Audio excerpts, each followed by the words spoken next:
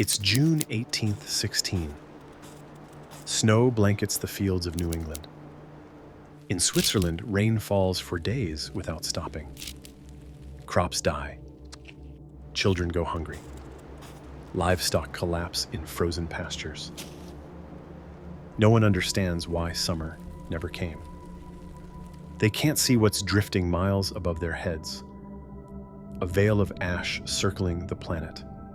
From a mountain 10,000 miles away that vanished in a single night of fire. This is the story of the deadliest volcanic eruption in recorded history, and the year the world went dark.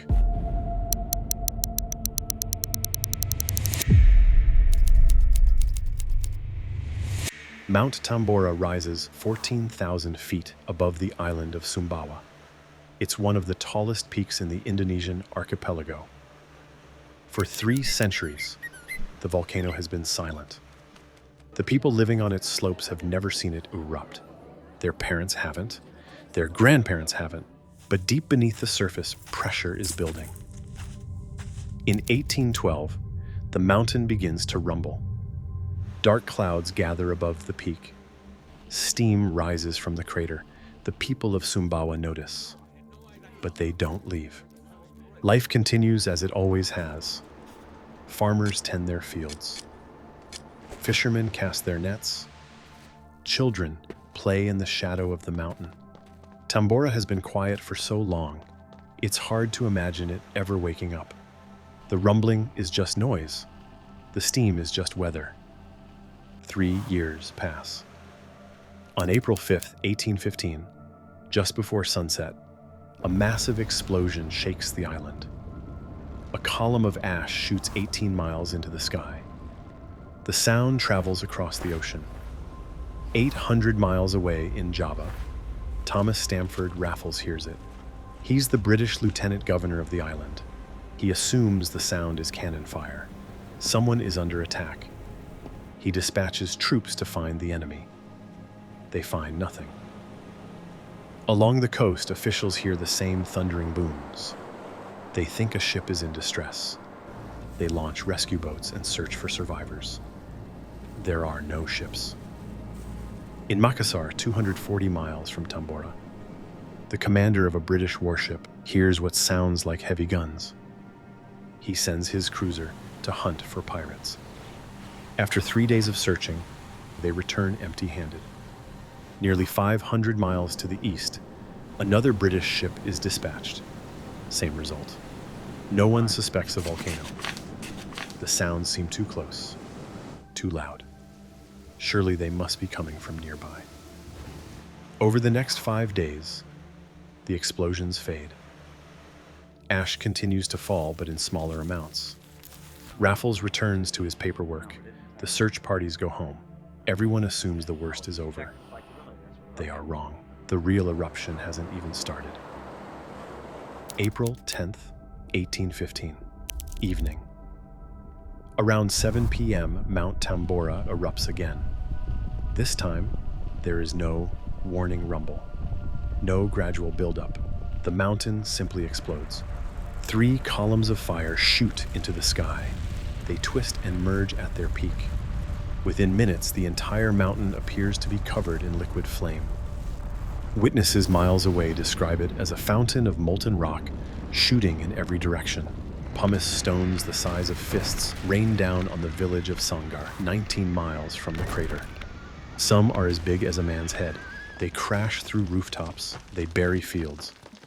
By 8 p.m., the sky is black with ash. You cannot see your hand in front of your face. The eruption column punches through the atmosphere. It reaches 140,000 feet. Commercial airplanes fly at 35,000 feet.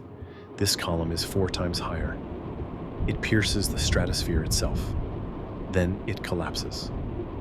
When an eruption column gets too heavy, it falls back to Earth. The superheated gas and rock don't rise anymore. They race outward. This is called a pyroclastic flow. The temperature inside a pyroclastic flow reaches 1,000 degrees, hot enough to melt glass. The flow moves at over 100 miles per hour. You cannot outrun it. You cannot hide from it. If you see it coming, you are already dead.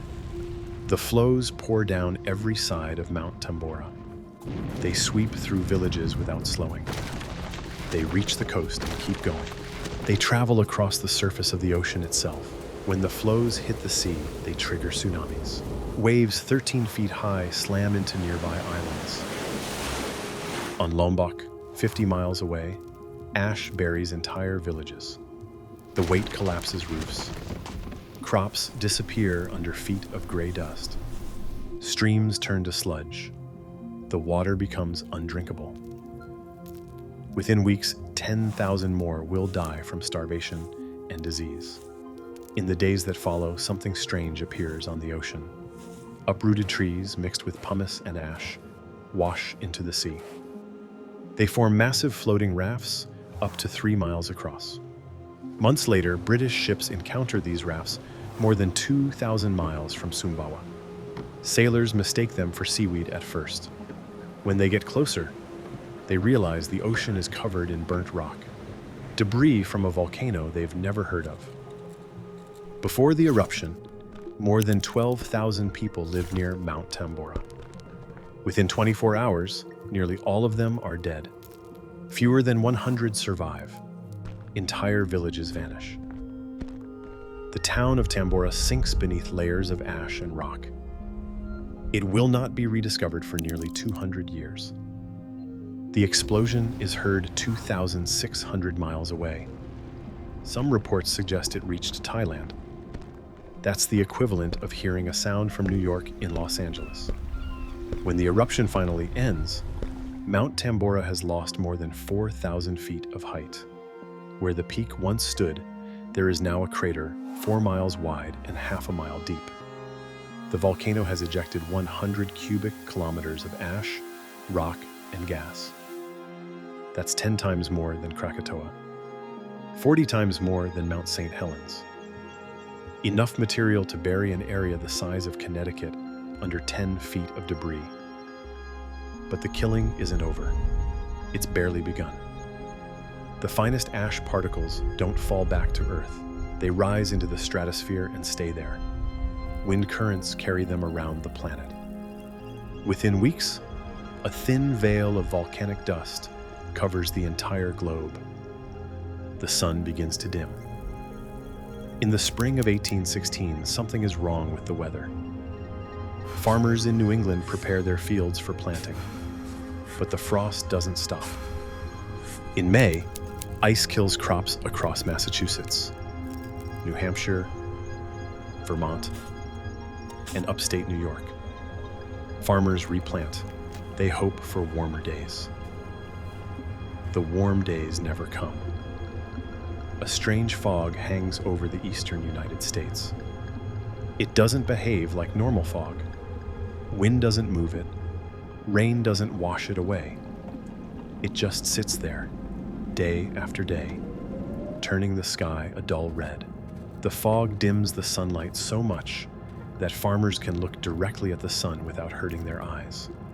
Some of them notice dark spots on its surface. Sunspots, visible to the naked eye. They've never seen anything like it. On June 6th, snow falls in Albany, New York. 6 inches pile up across parts of New England. In Quebec, a foot of snow buries the ground. Farmers find frozen birds dead in the streets of Montreal. The cold continues into July. Frost strikes 5 nights in a row in New Jersey. Ice forms on ponds in Pennsylvania. Crops that survived May are destroyed. Corn freezes on the stalk. Vegetables rot in the ground. In Vermont, a farmer leaves his house to check on his sheep.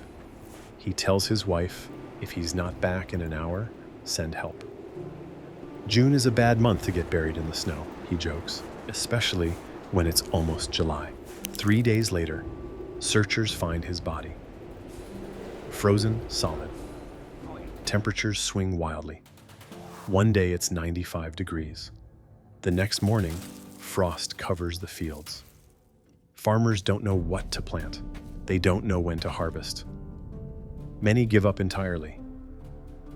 In New England, they call it 1800 and froze to death. Across the Atlantic, the situation is worse. In Switzerland, it rains for 130 days between April and September. Lake Geneva floods the city. Rivers overflow their banks. In the mountains, the snow refuses to melt. Brown snow falls in Hungary. Red snow falls in northern Italy. The colors come from volcanic ash still drifting through the atmosphere. People don't know what to make of it. Some think it's a sign from God. Some think the world is ending. In London, the sunsets turn strange. Brilliant reds and oranges light up the evening sky for weeks. Artists paint them, poets write about them. No one realizes they're looking at volcanic ash. The same ash that's killing crops across the continent. By summer, the crops are gone. Wheat fields across Europe turn to mud. Vineyards freeze. The grain harvest fails in country after country. In France, the wine harvest is the latest on record. The price of food explodes. Grain costs 4 times more than the year before. Oats cost 8 times more. Horses become too expensive to feed. Families who depend on them for transportation are stranded. Bread becomes a luxury. Meat disappears entirely. People eat whatever they can find: leaves, nettles, animal carcasses. Straw meant for livestock. In some villages, they boil grass. By fall, famine spreads across the continent. Historians will later call it Europe's last great subsistence crisis. And the dying has just begun. Hunger weakens the body. Disease finishes the job. In Ireland, typhus spreads through towns and villages. The fever kills the weak and the starving first. Then it takes everyone else. Within 3 years, more than 65,000 Irish die from typhus alone. Many more flee the country entirely, seeking food anywhere they can find it. Across Europe, the pattern repeats. Switzerland, Italy, Scotland. Fever follows famine. The roads fill with refugees. Homeless families wander from town to town, searching for work, for food, for shelter. Hundreds of thousands of them, moving like ghosts across a dying continent. In the German-speaking lands, they call 1817 the year of the beggar. Riots break out. In England, armed laborers march on the town of Ely, carrying flags that read bread or blood. They hold magistrates hostage. They fight pitched battles with soldiers. Similar uprisings erupt across France. In Switzerland, the government declares a national emergency. In the Swiss Alps, the disaster takes another form. The endless rain and cold have created a massive ice dam below a glacier in the Val de Bagna. Behind it, a lake grows larger every day. Engineers try to drain it. They fail. In June 1818, the dam collapses. A wall of water and ice roars down the valley. It kills 40 people in minutes. Governments that survived the Napoleonic Wars now struggle to feed their own people. But Europe is not alone in its suffering. In China, the monsoon season collapses. The Yangtze Valley floods. In Yunnan province, temperatures drop so low that rice refuses to grow. Rice, one of the hardiest crops on earth, a crop that has fed this region for centuries. The famine lasts 3 years. Entire villages starve. The provincial government loses control. Desperate farmers abandon their fields and turn to growing a different crop, one that survives the cold, one that sells for more money. Opium. Yunnan becomes a center of the global drug trade. It will remain one for the next century. In India, the disrupted monsoons create a new horror. The altered weather patterns change the ecology of the Bay of Bengal. In the stagnant, warming waters, a new strain of bacteria evolves, cholera. The disease begins in Bengal in 1817. It spreads along trade routes. It reaches the Middle East. It crosses into Russia. It moves through Europe. City by city, port by port. What remains of Mount Tambora still stands today, still active. The ground shook in 2011. Again in 2012. Again in 2013. More than 1 million people now live within 60 miles of the summit.